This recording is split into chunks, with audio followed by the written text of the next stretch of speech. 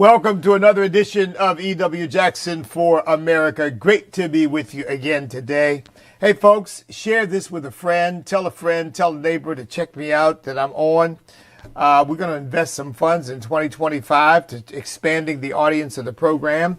But, of course, I need your help to do that.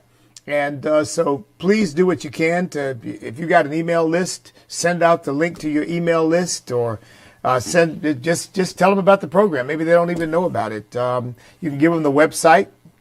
Where is it? E.W. Jackson for America, right there. And just tell them what we're doing. And we're hoping to, in fact, we will expand the ability of the program. Because next year I want to start bringing guests in and start doing some additional things, being able to share some of the videos with you that really move me and that I think are newsworthy, so that the program continues to grow and to develop and to become more relevant. So it's not just me sitting here talking, although, as you all know, I can do that.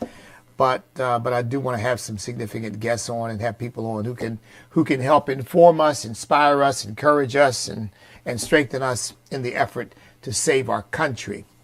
Now, look, we have a lot of issues to talk about today. But I want to share one with you that, again, you're not going to hear anywhere else talked about by anybody else, because nobody else is on this issue the way we are and our organization is. So I flew out to Chicago on Sunday night to be with Nathan Wallace. Nathan's daughter, Natalia, was murdered on July 4th of 2020 in one of these gang-related deals where, they end up apparently trying to shoot one person and end up just basically shooting randomly. Well, sadly, one of the people shot was his 7-year-old daughter, Natalia, shot through the head, killed instantly. Folks, this stuff just tears your heart out that people would do such things. But at any rate, Nathan had gotten in touch with me and asked me to come out because we've been working with America's Forgotten Children right here, America's Forgotten Children. We've been working with those parents who will work with us on trying to solve this problem, trying to bring an end to it, because it's been going on now. This sort of plague of killing has been going on now ever since the Defund the Police movement began. That's when it spiked, and it hasn't receded since. Because we really, frankly, haven't gotten back to normal policing the way we should, with all the budget cuts and all the demoralization and all the accusations against police officers.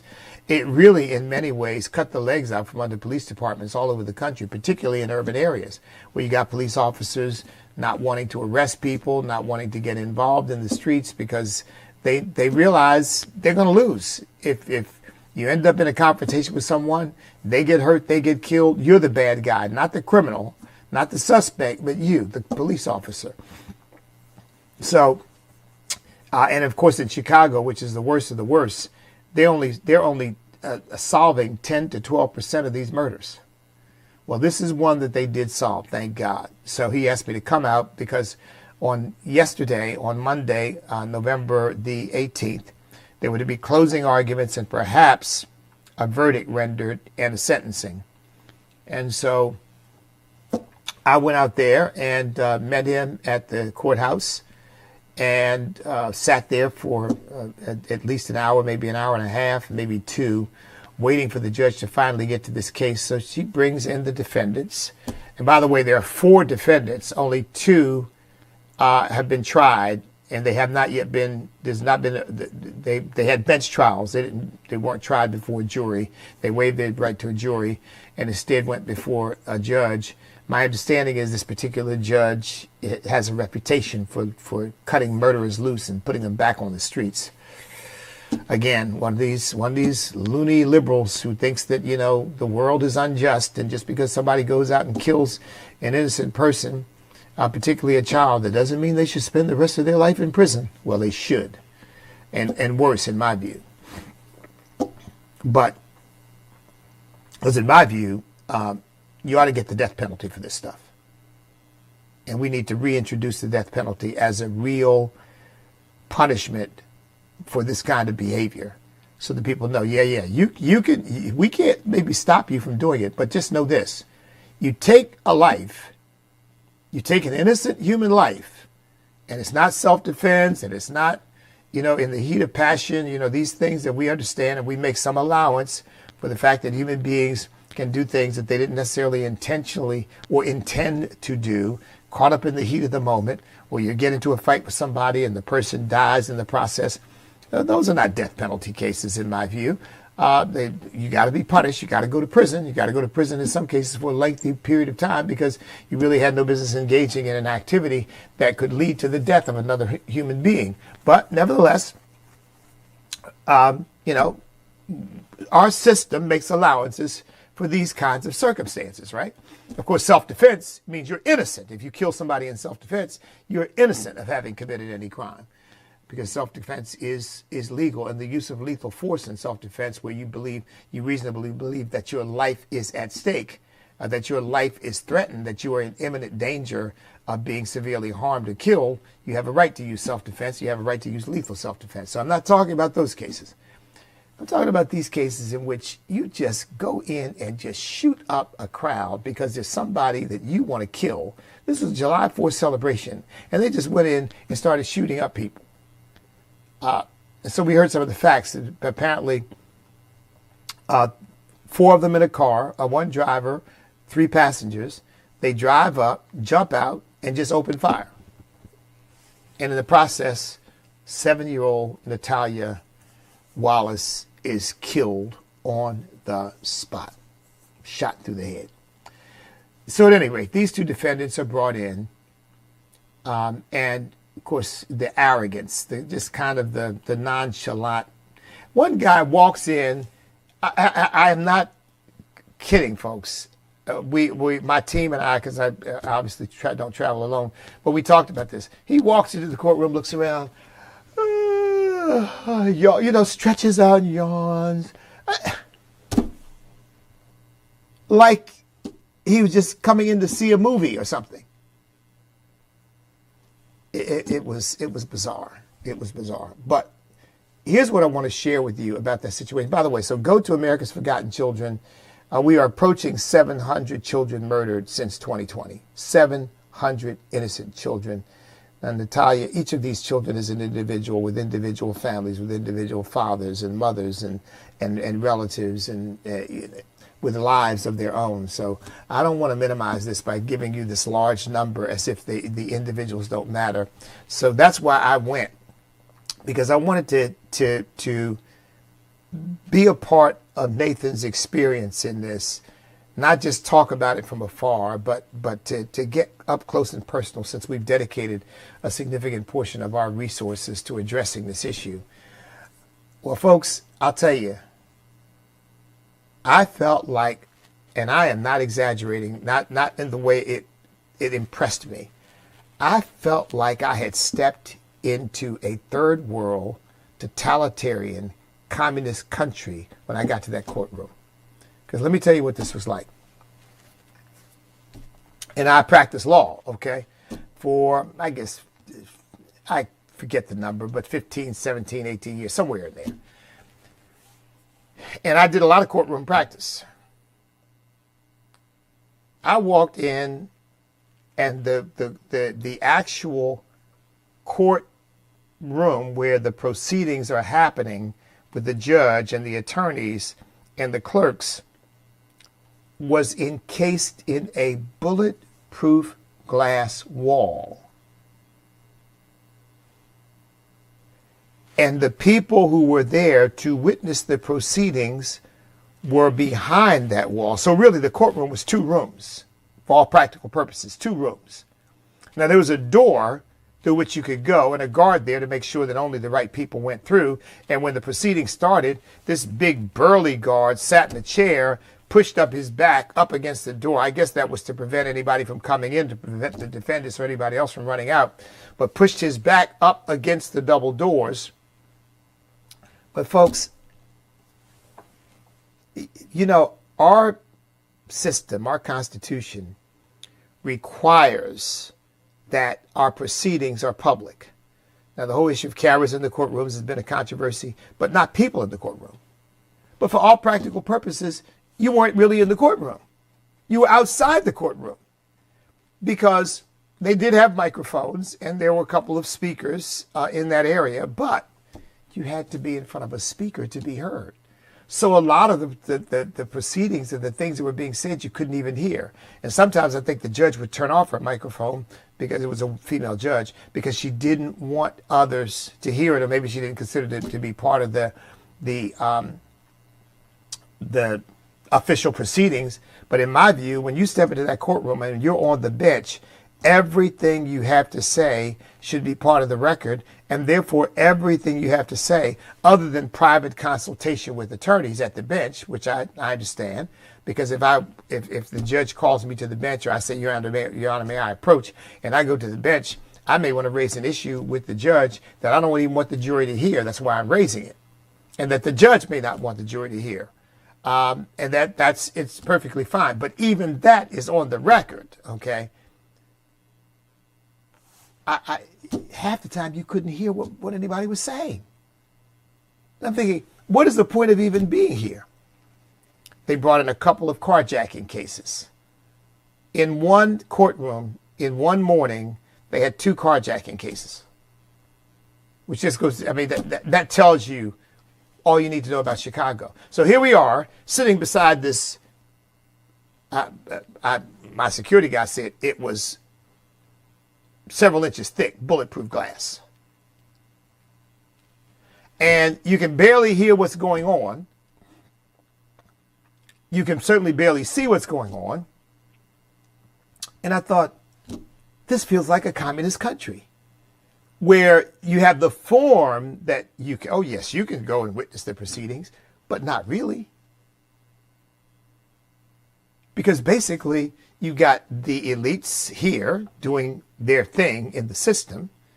You got the party members, I'm just relating this to what a communist country must be, the party members. And then you've got the rabble, you've got everybody else.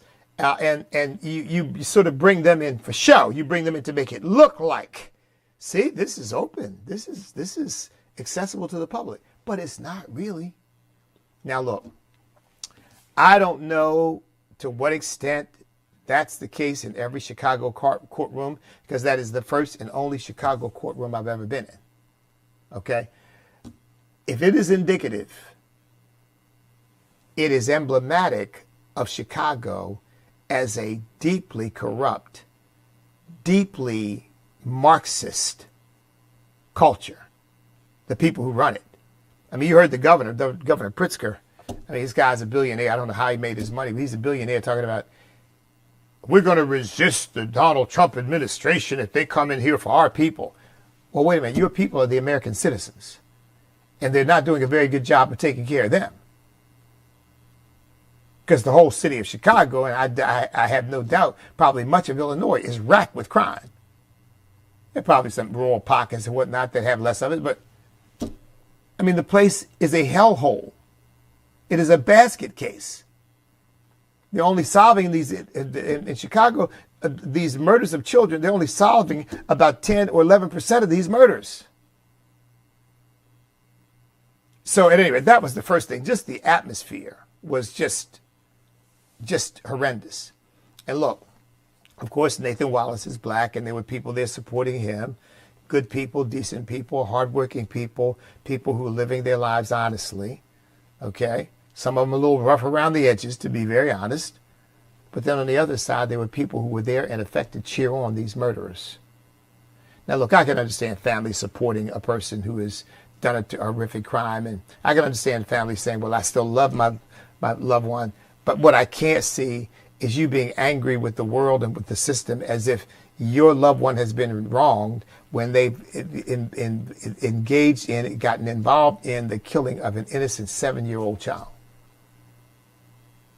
And how in effect, you're hostile toward the father of the child. And that's what, there was hostility toward Nathan. You're hostile toward the father of the child because the father of the child is doing what he ought to do, which is being there to witness these proceedings, to try to make sure that his daughter gets justice.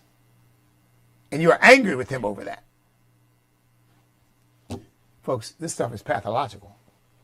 It really is. It's pathological. So at any rate, they went through closing arguments, and talked about what happened on that fateful day, how this child lost her life. The sentencing, one was the driver, and I think they're trying to suggest that the driver was not as culpable as the other person who was being tried. And by the way, this is 4 years out, right? Two of the defendants have not yet been brought to trial. And I guess I was told by Nathan what they want to do is what the defense attorneys are trying to do, and maybe the prosecutors as well, see how this case goes. And if this case goes well for the prosecutors, then they'll start the proceedings with the others.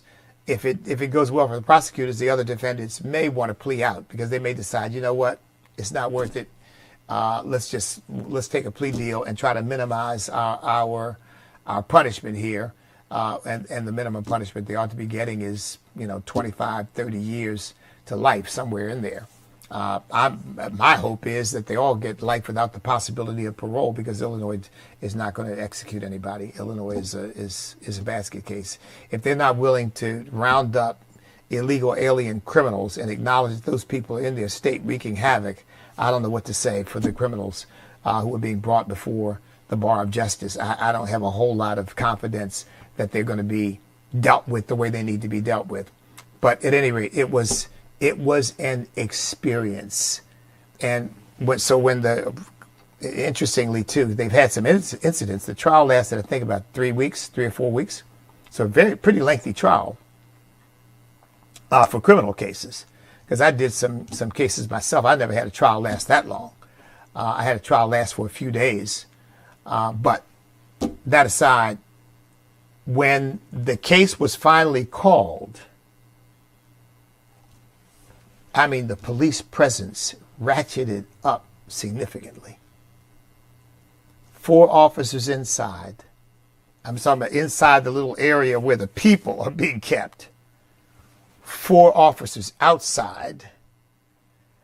I guess expecting possibly that the supporters of these 2 thugs, and they are thugs, whether they're found guilty or not of this particular crime, they are thugs, that the supporters of these 2 thugs might get beside themselves, decide they don't like something that they hear, or they don't like something that happened, or that they don't like somebody in the courtroom. Because even while we were there, an argument broke out. Didn't last long, thank God. But somebody behind us was saying some very off-color things, using profanity and whatnot, and talking loud enough that everybody could hear. And somebody on the other side, this was on another case, the person was trying to hear, and the person said, "Could you please be quiet back there? The rest of us are trying to hear what's going on inside," which was very difficult to do in any event, because remember, you got this this bulletproof glass barrier between us and the proceedings going on truly inside the courtroom.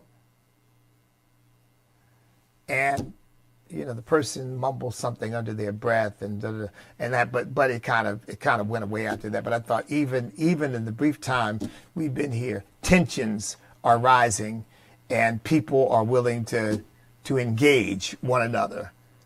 So it was quite an experience. The verdict we thought might come down yesterday, but the verdict still will not come down until December the 19th, when the judge will render verdict and sentencing. So we shall see how that goes. I'm told that this judge has a reputation for releasing murderers. I hope that, given the fact that this is a young child that's been killed, she will extend her compassion for the child and the parents, rather than extending her compassion toward these thugs who, if they are released or they don't do much time and they get back out on the street, are likely to go right back out and start hurting people again. They're liable to kill another young person before it's all over if they get that opportunity. So I just wanted to share with you what it was like. I don't know what, again, Chicago courtrooms in general are like. I don't know whether they're all like that. But I'll tell you what, this was, I thought to myself, this is what they want for the country. And to me, it is a bifurcated totalitarian state where you got the elites over here doing whatever they do, and you got the rabble, the deplorables, the garbage, right? Yeah, that's because that's what they think of us, who are sort of on the outside looking in, and you don't trouble yourself with this stuff. It's beyond you. It's above you. And just just sit down, shut up, and we'll take care of the important stuff. Thank you very much. I mean, that's really the way it felt. And of course, this is coming from an attorney who's practiced law and if I'd been practicing there, I would have been on the other side of that. But I mean, to me, it just, I don't know. It galled me. It troubled me. And again, this is what they would do for our country. If you let liberals, leftists take over America with all of their touted concern for the people and concern for justice, with all of that, that's what it leads to. It leads to a bullet glass proof barrier between them and the people they claim to care so much about.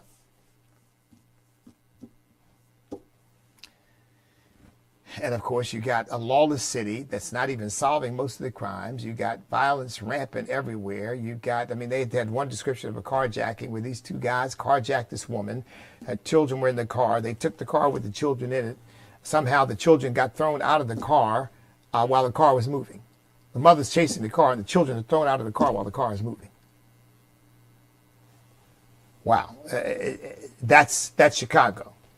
It's still the land of Al Capone. That spirit has not been broken in Chicago. So I just wanted to share that experience with you and ask you, go to America's Forgotten Children. Just peruse through the children that have been murdered. And we've got stories behind those murders. You can get some information. You can probably look up some things on your own to see further information about the child. But we've got them pretty much an exhaustive list of all the children across America who have been murdered since the Defund the Police movement began. And sadly, Natalia Wallace is just one of them. All right. Well, look. The first thing I want to get to is this whole mass deportations issue. The next issue, I should say, because that was the first one, is this mass deportations issue. Just like I said about Pritzker in Illinois, we're going to protect our people. I mean, what an idiot. What a complete idiot. But Donald Trump is threatening that apparently he will declare a state of emergency on the border and is going to use military assets to start rounding up the people who've invaded our country and getting them out.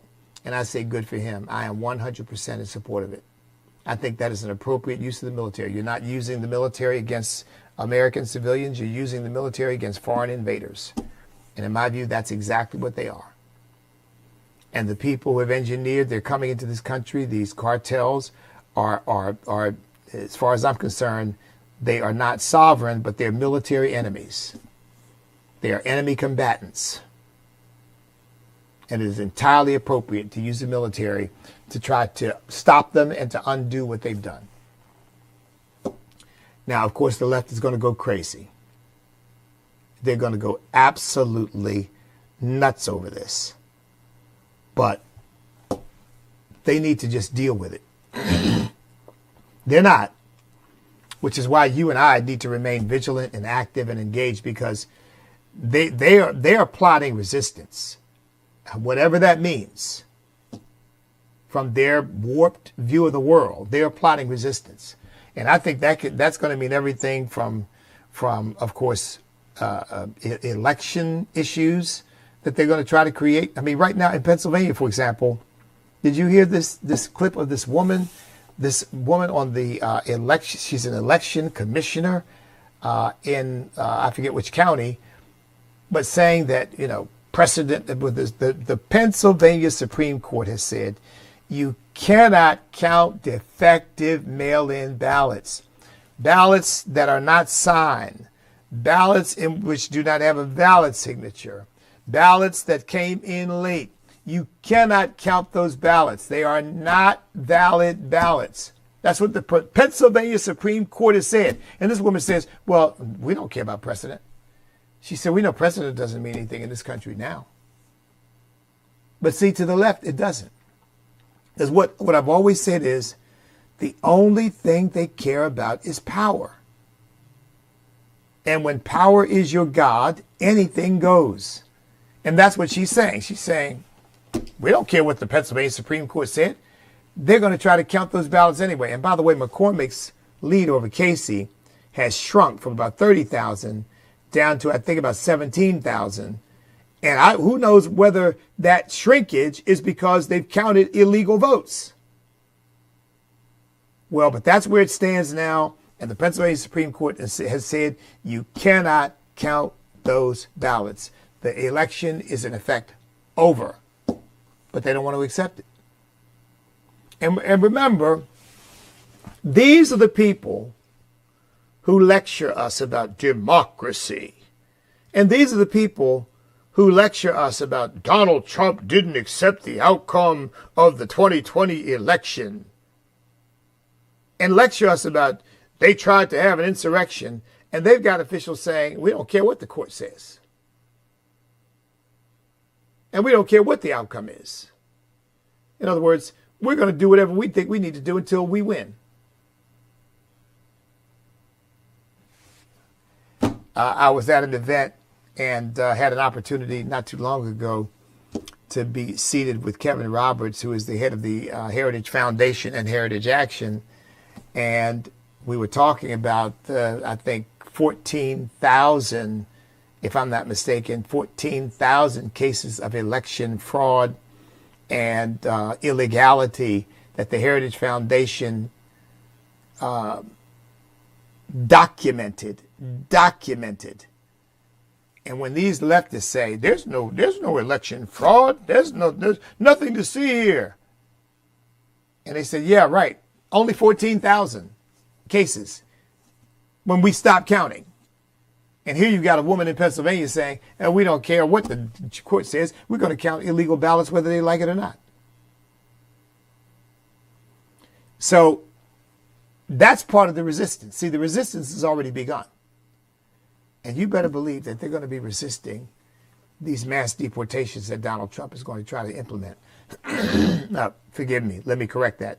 That Donald Trump is going to implement. And look, forgive me for saying this, but it bears repeating. Not that Donald Trump got it from me, because I don't know Donald Trump personally, and I doubt very seriously anybody said, hey, this candidate, E.W. Jackson, is calling for mass deportations. But if those of you may or may not remember, I was the first person to call for mass deportations, the first candidate. I said if I became president, we would engage in mass deportations. And I said, look, I know there'd be a lot of people who would say, that's ugly and that's mean and that's.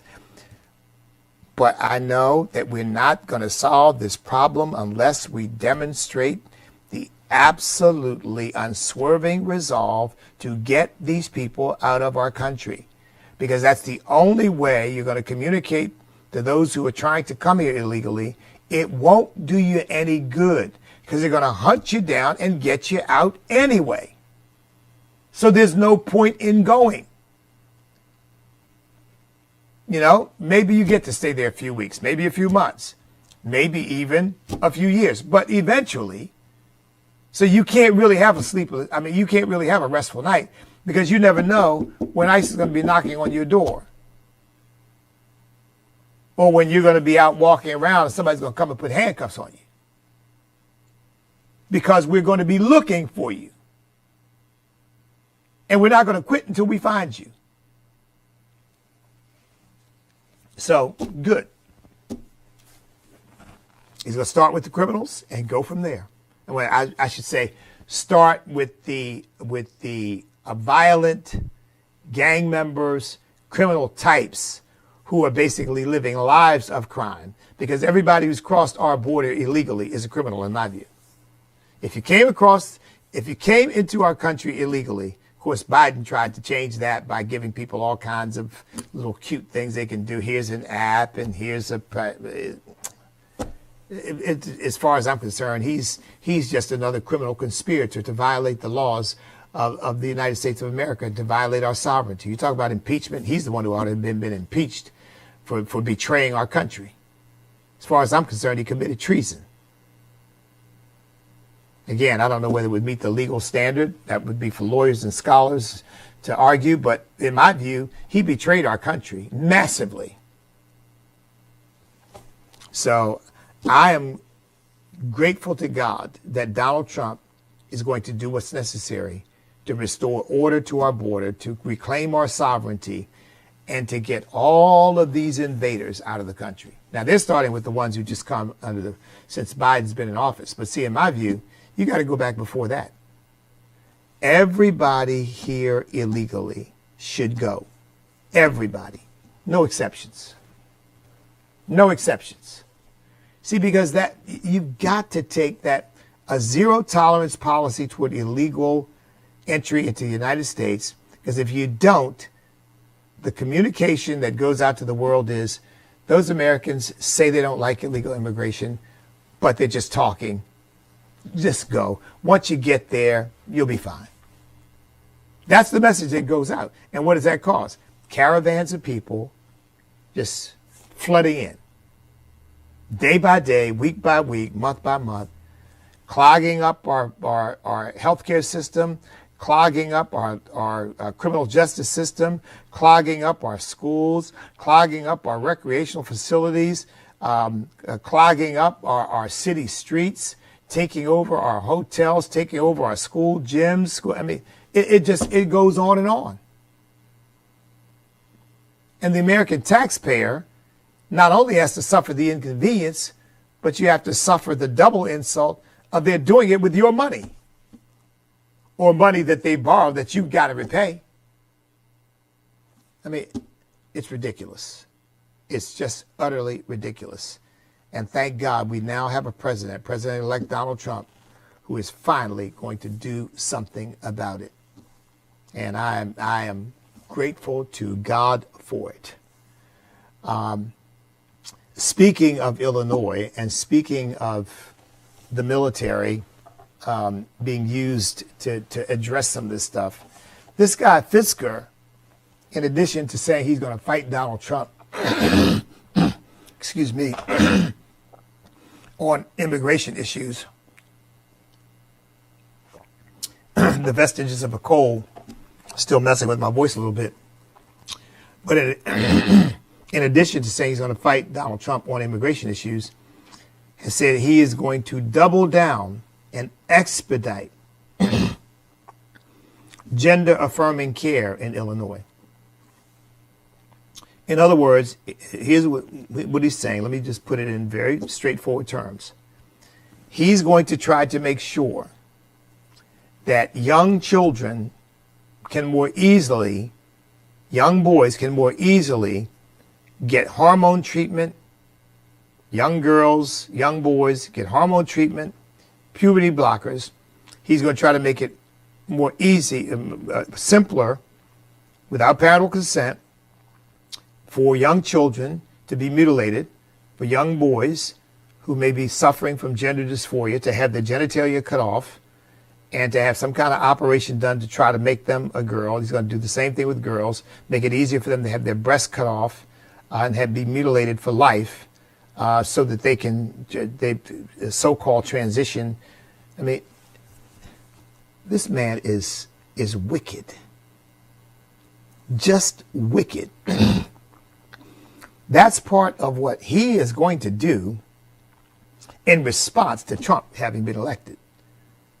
So I guess we can count on, and I get, what is this? This is supposed to be November 12th through the 19th.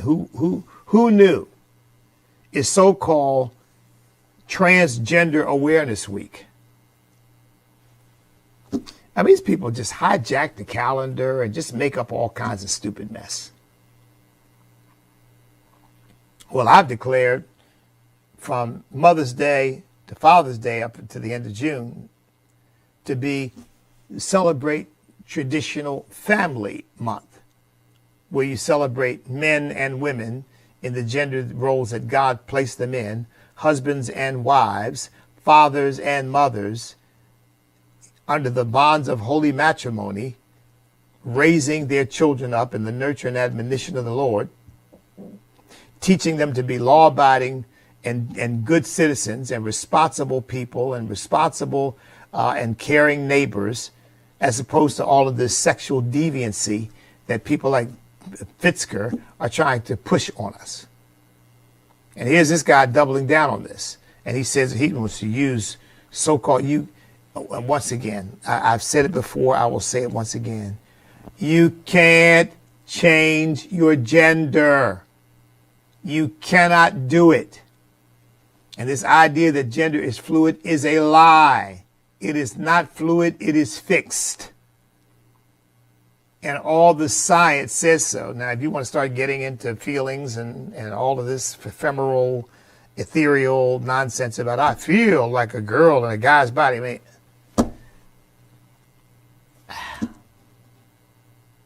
you can feel like a frog and just go hippity hopping down the road. And somebody asks me, well, why are you hopping? Well, because I may be a human on the outside, but I'm a frog on the inside. I mean, this is mental illness, folks. This is not some kind of enlightened view of human beings and realizing their potential and their flexibility goes far beyond what we mere mortals have imagined in the past. Yeah, you can have a guy who's really a girl and a girl who's really a guy, but you just didn't know it because the oppressive society wouldn't let them become who they really are. That is such demonic witchcraft garbage. That's all it is. That is demonism and witchcraft and sorcery and lies and deception. That's all that mess is. And he wants to make sure that everybody understands he's going to be pushing it. By the way, that's the Democrat Party. You see all the trouble this Representative Moulton, Seth Moulton in Massachusetts is having because he dared say, I don't want biological guys playing on my girls' sports teams. And they have gone crazy against him. Reasonable, rational, common sense that men, because their our musculature is different, our genetics are different, our hormonal balance is different, and therefore our dispositions, if you will, are different. And to try to say, well, no, it's not. All that's just social construct is just, it's ridiculous. But Seth Moulton is now persona non grata in the Democrat Party because he dared to say that. See, because not only are you not allowed to think it, you're not allowed to say it. They don't want you to think it. They don't want you to say it. They don't. You cannot. The people who are always screaming about our democracy, but apparently their democracy does not include freedom of speech when you're saying things that they don't agree with. We're a constitutional republic, but even if we were a democracy, these people aren't in favor of even a democracy because what they're really in favor is an autocracy, tyranny. They want the ability to control everything and everybody. That's always been the bottom line. So Fitzker is now claiming that he's going to go on a crusade in Illinois. And you know, how many people are there with this stuff? And you know, you would think at some point the people of Illinois would rise up and say, we're going to get rid of you. We're going to get rid of that stupid mayor of Chicago. And we're going to get rid of all you leftists who are dragging our state down the tubes. All of you, you're gone. I mean, this dumb mayor of Chicago, he's got people dying in the streets like flies. And this guy is still touting Marxism. And basically, you know, the police are the problem. It's just, thank God for Donald Trump, because we have some of these institutional things that are going on now. Donald Trump can begin to address. Man, I hope he will take up America's Forgotten Children. I hope somebody will get to him. You know, Prager University did a mini documentary on, we thought it was going to be on our project, America's Forgotten Children, but it wasn't really on our project. It was just on the issue. We're a little disappointed by that because it offers no hope for what you do. And we're doing things. So let me just tell you real quick what we're doing, because I didn't talk about that when I talked about going out to court. It's basically a three-pronged attack. Number one is We've got to restore relations between police officers and the community, because far from being the enemies of the community, far from being sort of racist occupiers, the police are the best friends the inner city has, because they stand on the front line between them and violent crime. And their presence is a deterrent, not just solving the crimes that happen, but being there to deter people from from engaging in criminal behavior, because they see that the police are there, that they're watching, that there's a presence. Well, when you start defunding and dismantling and reimagining and getting rid of and demoralizing and you attacking the police, you leave people completely vulnerable. And we talked about the fact that you can't carry a gun in Illinois. And a law-abiding citizen can't carry a gun. But all the criminals have them. This is the insanity. Well, so restoring relationships between the police, and we have a program for that. We just don't have the resources to implement it. But if we had the resources, I really believe we could get some great work done. Because I know in places where I've been able to go, I've been able to get things started, but you've got to be able to do the follow-up in order to help guide people into where they need to go. Because I'm convinced if you get all the willing leaders, now some of these leftist idiots will never be willing leaders because they think that the cops are bad and they just need to go jump in one of those lakes out there and stay there. Now, don't drown, but take a nice long swim. The rest of us be very happy. Maybe you'll end up in Canada. That'd be even better. But bring together the people who really want to do something to address this issue, and the police who are willing to do something to address this issue, and many police officers are, and many police leadership is, and you create an ongoing relationship. You meet once a month. You talk about what's going on in the community. You share intelligence from what's happening on the streets, and you begin to develop trust, so that when something bad happens, maybe some rogue officer does something they shouldn't do, or maybe something happens that they want to attribute as being wrong, but the officer did exactly what they were supposed to do in that situation. But then you got the leftist rabble-rousers who would say, no justice. Once again, he killed a black man. What I mean, and they go through all those theatrics over nothing. That happens a lot. And you would think police are out killing black men every minute of every day, when the fact of the matter is most black folks who are murdered by other black people, and they're murdered primarily in black on black crime, not by police. Folks, it ain't even close. It ain't even close. So that's number one. Number two, we have got to create school choice, a universal school choice. I hope Donald Trump will work on that as well, because these children are trapped in these schools that aren't educating them, aren't teaching them to read, aren't teaching them to write. I mean, you believe that most of our schools, public schools, no longer teach cursive? If you're in my stage of life, or even much younger, I mean, we learned to write cursive. It's great for your motor skills. It's great for your reading skills. But no, we're not teaching that anymore. We're too busy teaching kids that, you might be a girl in a boy's body.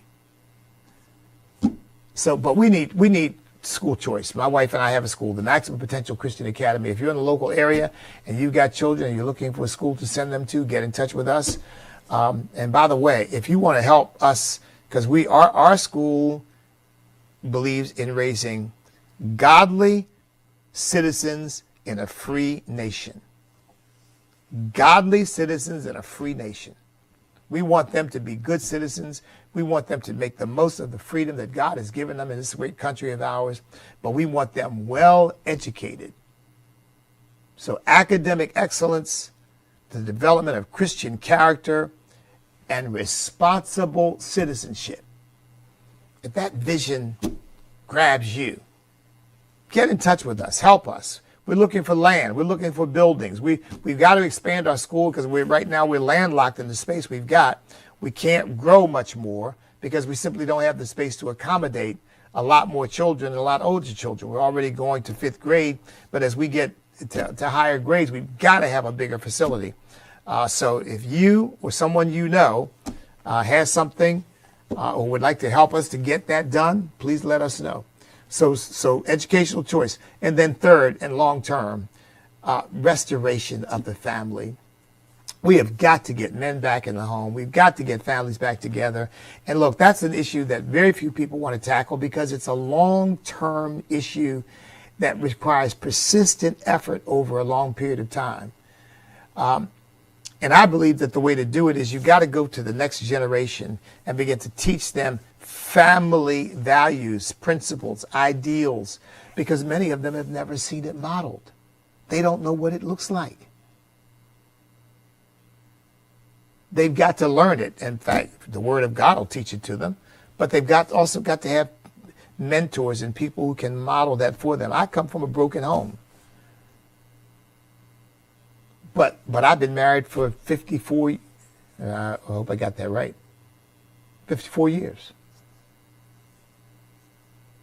Now, that didn't happen because it was modeled for me. That happened because when the Lord saved me, He taught me what it meant to be a husband, a father, to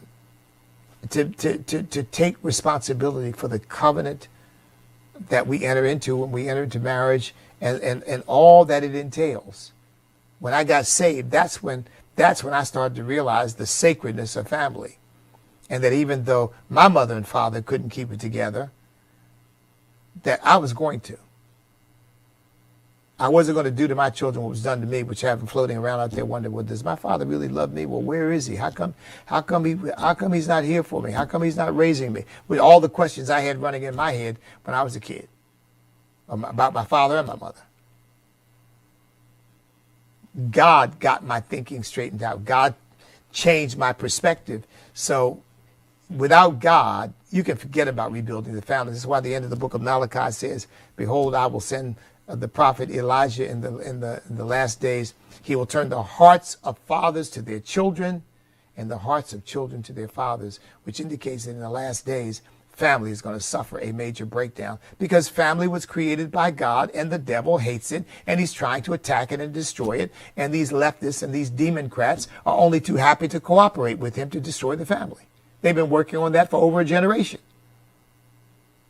I don't think it'll take a generation to rebuild it, but it will take some strategic work. Boy, Jeff Bezos gave Van Jones $100 million. If somebody gave me $100 million, I'll tell you what, I could rebuild the family. It wouldn't be me single-handedly doing it because then I could reach out to people of like mind and share resources and we could start on a systematic approach to teach a whole new view of the family that completely contradicts these demonic lies that the Democrat Party and the left are telling us. There's no such thing as a man or a woman. I don't really know what a man is, and the gender is fluid, and homosexual marriage is okay. It's good. In fact, it's good. It's better than heterosexual marriage. Well, all lies out of the pit of hell. By the way, that's one of the things we got to destroy. We got to destroy this same-sex marriage business. I'll tell you one of the reasons why I don't end up showing up on Fox anymore because, like this guy Benson, I was looking at Prager University stuff, and I saw in a spot by him. I didn't watch all of it, but I watched some of it. Where she said, I'm gay, I'm married, and I'm a Christian, which is a lie. You might be a homosexual. Obviously, you are. And you're married legally, although not in the sight of God, because there's no such thing as two men marrying in the sight of God. And I'm a Christian. You're self-deceived. You're not a Christian. Now, I don't hate Guy Benson. Guy Benson's conservative, and much of the time, the things that Guy Benson says, I agree with. But Guy Benson is living in sin and in rebellion against God. And he thinks he's a Christian. He's going to bust hell wide open like that. And all these Christian celebrities on television and these commentators, what I just said to you, they don't want to say because they know it'll get them fired from their jobs. But at some point, if we're going to be a society of freedom of speech, just like that person is able to say what Guy Benson said, I'm gay, I'm married, I'm a Christian, we need to be able to say, you may be a homosexual, but you're not married in the sight of God, and you're not a Christian because you can't be and live in rebellion against God and then and brag about it and say, but I mean, that's just like saying, you know, I'm a Christian, but I'm a thief. I'm a Christian, but I'm an adulterer. I'm a Christian, but I'm a whatever. Well, you can't be both. If you're a Christian, you've renounced sin. It doesn't mean you don't sin, but you've renounced it. You reject it. You don't embrace it. You don't brag it. You don't lift it up as a source of pride. And that's why I don't get some of these invitations, because stuff like what I'm saying right now to you gets reported by the SPCG mafia, the sexual perversion, child grooming mafia, and they are embedded in all these places. They tell them, "Oh no, he's anti-gay. We don't have him on. He's anti-gay." No, I'm pro-Jesus. I'm pro-Bible. I'm pro-Christian. But praise God, you know, we've got to save the culture. Donald Trump has given us a political reprieve, but we've got to save the culture. We've got to go after the spiritual condition of our country and bring it back to a point. Look, we're never. I'm not interested in getting rid of the Guy Bensons of the world. I don't even have a problem with the Guy Bensons of the world being heard. I believe in free speech. What I do have a problem with is if you don't agree with the Guy Bensons of the world, that you're silenced. Because in order for propaganda to win, censorship must also be utilized. Because you can't just tell the lie. You've got to silence the people who point out the lie. And that's what's happening in our culture right now. That's why I have this program. Because I know if I don't get the word out on my own, many outlets won't allow me to say what I'm saying. And yet it needs to be said. Without hatred, without bitterness, without anger, simply standing on the word of God and speaking the truth in love. Because I don't want people to go to hell. I want them to go to heaven. Every single one of them. I don't care how bad they are. I want to see them repent and receive the forgiveness of sins and be washed in the blood of Jesus Christ and end up in heaven. And that's what God wants. Because the Bible says he's not willing that any should perish, but that all should come to light. But how are you not going to perish if nobody tells you the truth that you're on your way to hell and that your attitudes, your behavior, the things that you believe are wrong? So I'd rather be true to what God says and not have some of those opportunities than have to lie and compromise in order to get some of those opportunities. And for everybody who has compromised, I pray that you'll wake up, because we're never going to win the culture with compromise. What you compromise to get, you have to compromise to keep. And if what you're doing is compromising your sincerely held Christian convictions in order to get opportunities, what you're going to end up with is losing the culture while you may win whatever little baubles you want for yourself. I got to go. I'm way over. God bless each and every one of you. I love you. Pray for me. I'm praying for you. And in the meantime, you know what to do. It has not changed, even though Donald Trump's been elected president of the United States and will be inaugurated on January the 20th. It has not changed. Stand up, step up, speak up, refuse to back up, because we cannot be defeated if we will not quit, because we are on God's side. God bless everybody.